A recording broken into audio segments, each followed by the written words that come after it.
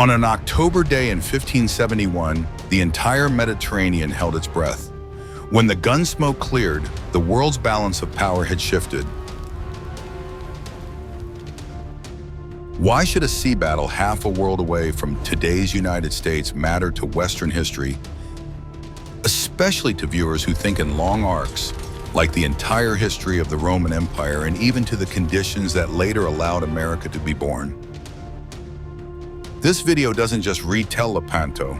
We'll decode the turning point where firepower, coalition discipline, and the will to survive held the seas, safeguarded trade and faith, and laid the groundwork for the Atlantic Age.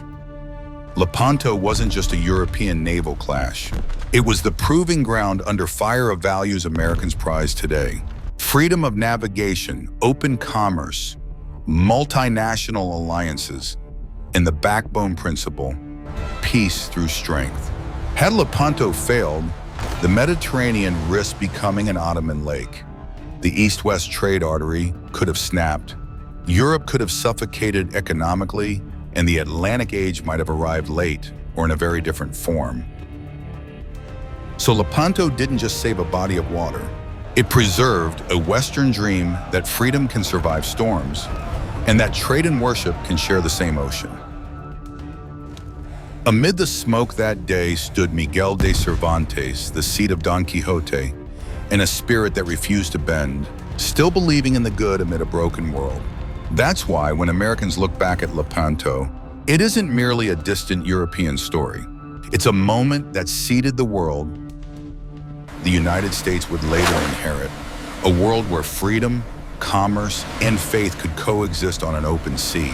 Before steel meets steel, zoom out and watch the power map shifting around the Mediterranean.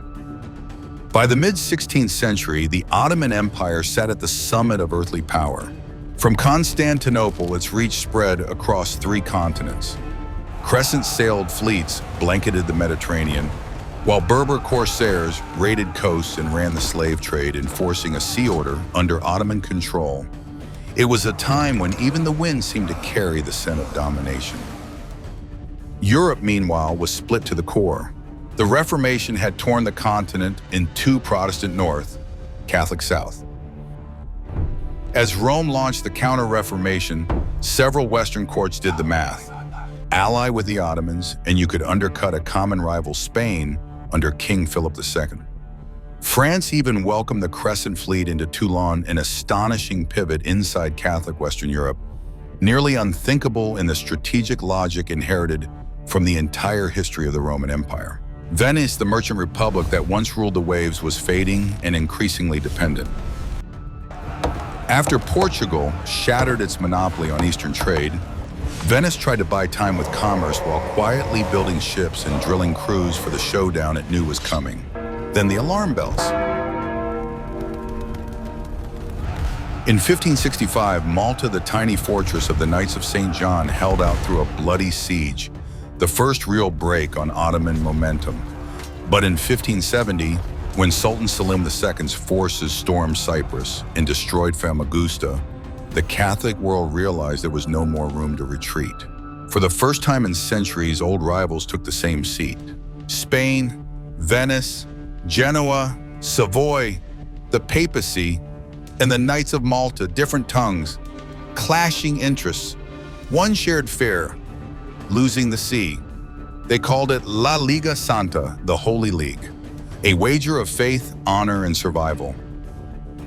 Before the first cannon wanderers meet the people who made Lepanto, a battle not only of iron and smoke, but of will, faith, and ego. Don Juan of Austria, age 24, a young commander with 2 lineages, royal and irregular. The illegitimate son of Emperor Charles V, raised in the shadows of court life, Juan learned to lead with clear reason amid doubt and pride. He wasn't a veteran general, but he had what others lacked: an unshakable sense of mission. Bold, young, and willing to listen to counsel, he was the balance point between daring and discipline. They called him the Lord's boy, but that day on the deck of La Real, he belonged to history. Álvaro de Bazán, the fleet's strategic brain. Quiet, unshowy, every decision cut with surgical precision. From the reserve, he read the fight like a living chessboard, wind shafts, formations, enemy nerves. When the left faltered, he sent reinforcements. When the center wavered, he appeared. Bazán was an early model of what Americans would later call mission first. The mission above all, reputation later. Juan Giovanni Andrea Doria, the Genoese old master, once the terror of the Mediterranean. A hardened fighter who knew every wind and headland, but age and experience can breed caution, sometimes too much. In a battle that demanded audacity, Doria chose safety, and that hesitation would open a gap that nearly doomed the fleet. Sebastiano Venier and Agostino Barbarigo, Venice's last proud sons.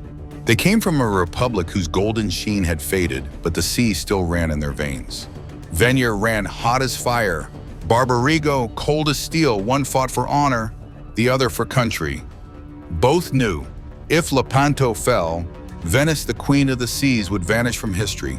They chose the only path Venetians recognize: fight to the end.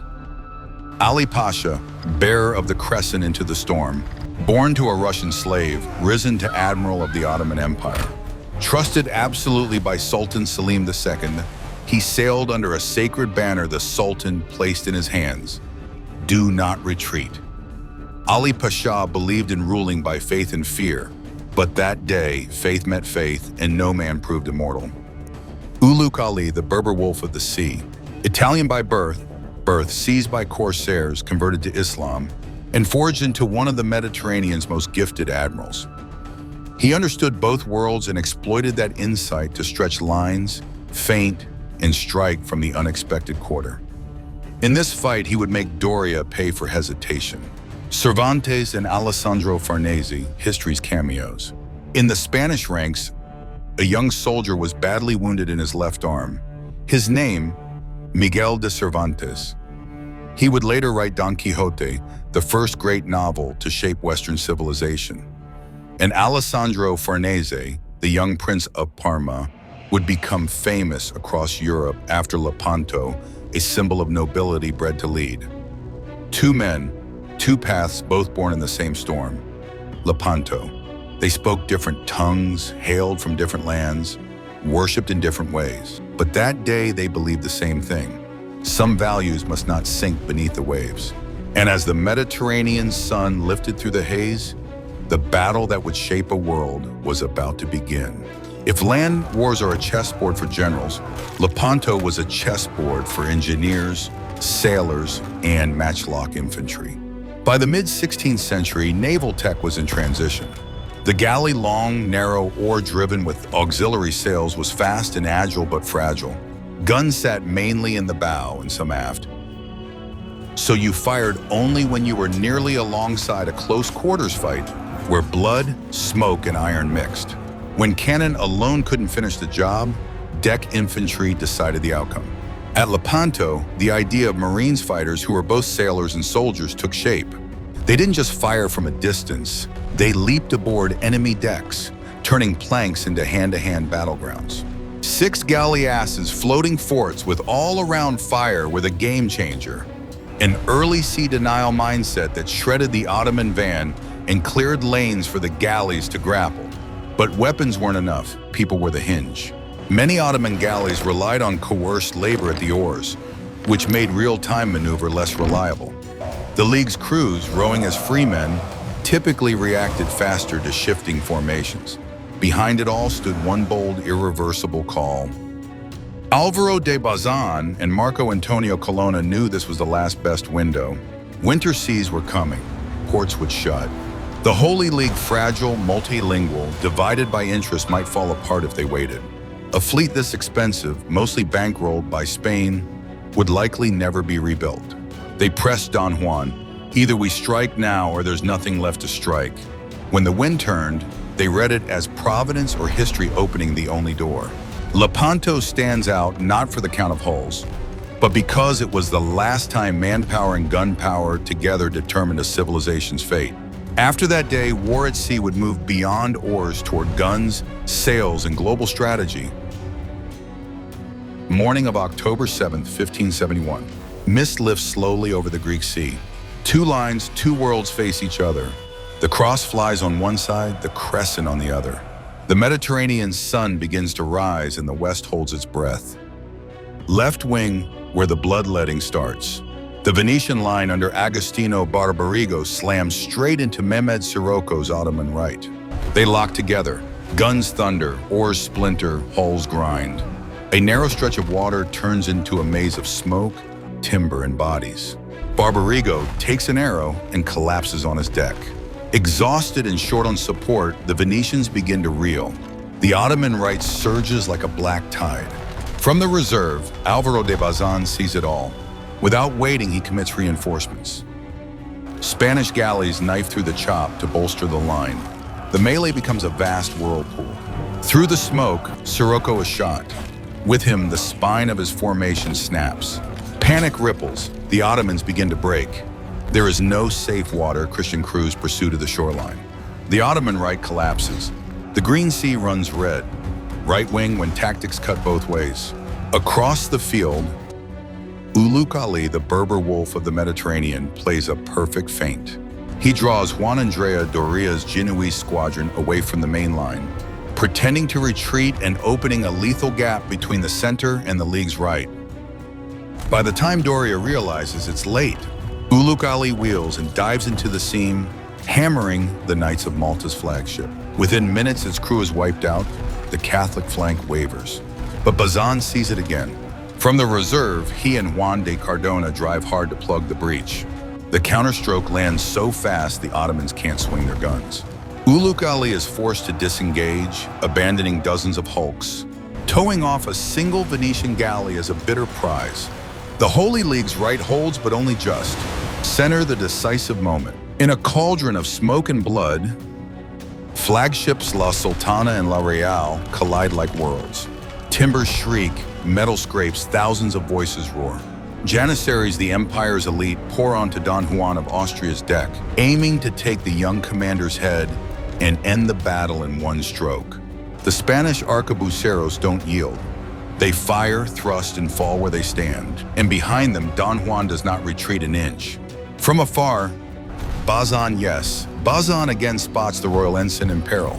He spurs his seahorse, leading the remaining galleys through a hail of shot to latch onto La Sultana. Matchlocks blaze. Spanish infantry swarms the Ottoman flagship.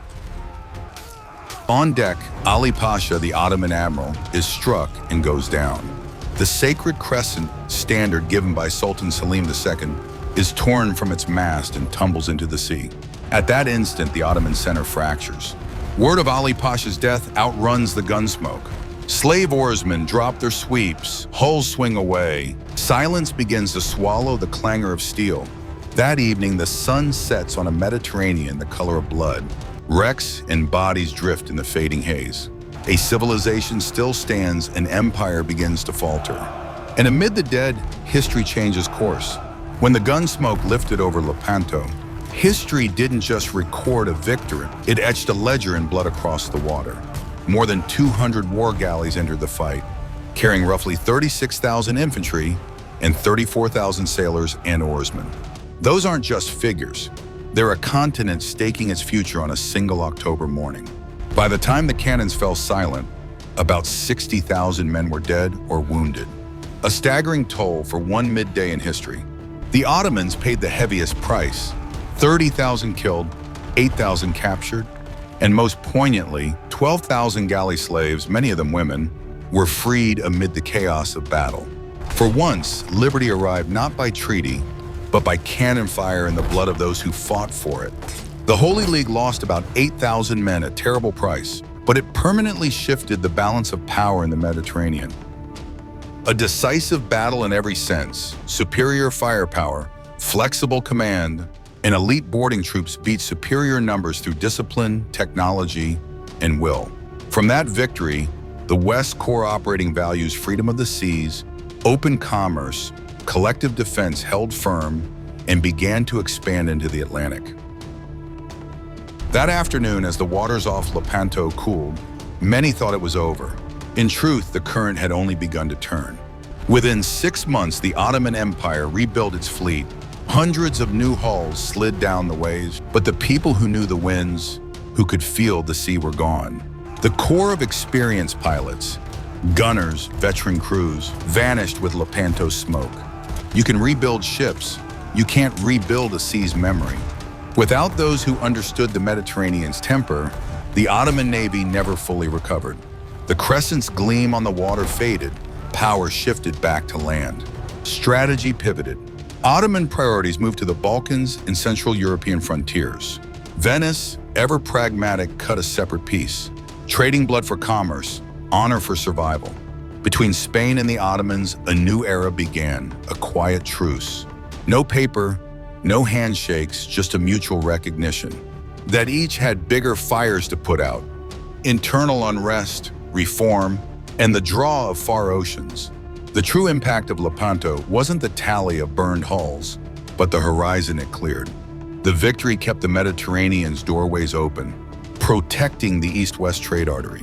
That breathing room let Europe expand outward, then pivot into the Atlantic. Within a few decades, ships sailing from Lisbon, Seville, Amsterdam no longer feared the Ottoman shadow. The world entered a new maritime age, where strength, commerce, and faith no longer orbited the Mediterranean, but shifted west to the Atlantic. In that space, the United States would one day rise, a nation born of freedom of the seas, open trade, and the conviction that peace endures only when we are strong. Lepanto was more than a sea battle. It was a hinge of history. The moment the West held the ocean, and with it, its future. People say victory has many fathers, but defeat is an orphan. Lepanto proves the point. From a Venice-led narrative to claims from the Balkans, Croatia, Slovenia, Montenegro, the memory of Lepanto has only grown more polyphonic. At the tactical level, 3 pillars carried the day: Spanish boarding tactics, Venetian galleads, and the resolve to fight one battle to settle destiny.